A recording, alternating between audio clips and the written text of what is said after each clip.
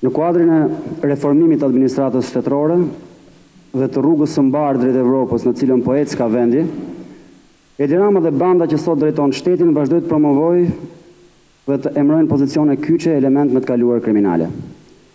Dhe me sa duket, me qenë se po shkojmë drejt Evropës, kriminalët e emëruar zgjidhen me eksperiencë kriminale evropiane. Kështu, në vitin 2003 me kërkesë të shtetit italian, u largua nga detyra e konsullit shqiptar në Rom, Drini Bello. Ai survejohej gjatë gjithë kohës nga policia, pasi kishte dyshime të vazhdueshme për përfshirjen trafik droge dhe armësh, duke shfrytzuar imunitetin diplomatik dhe faktin se makina e tij ishte e mbrojtur me targa CD. Në përfundim të operacioneve të saj, policia italiane ka arrestuar vllain e konsullit, i cili dhe u dënua për trafik droge, ndërsa konsulli Drini Bello, i shpallur persona non grata, u shkarkua nga autoritetet tona.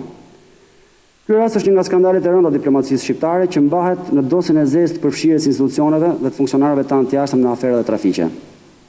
Po çfarë ka ndodhur sot me konsullin? Me Edi Ramën, Drini Bello është rilindur sigurisht. Sot ai është shefi i shërbimit kontrollit brendshëm për Tiranën në strukturat e Ministrisë së Brendshme me detyrën e mbikëqyrjes së policëve që të mos merren me trafik droge apo trafiqe të tjera të paligjshme. Sipas standardeve të emërimeve të Edi Ramës, ky person ka pikërisht atë çka i duhet, ka lidhjet që i duhen, ka të shkuarën që i duhet për të ushtruar këtë funksion kaq të rëndësishëm në policinë e shtetit.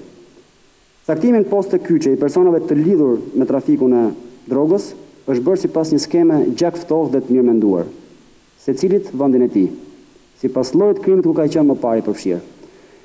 Ky pra është inkriminimi, këto janë rastet flagrante që e bëjnë të domosdoshëm dekriminalizimin dhe pastrimin e policisë, të administratës dhe të politikës ka elementet kriminal. Por kjo kërkon vullnet. Për fat keq, vullneti i kriminalistit është në anën e kundërt, në afrimin e trafikantëve, kriminalëve, në frymëzimin e tyre, në ndarjen e pushtetit me ta dhe në caktimin e tyre në poste kyçe.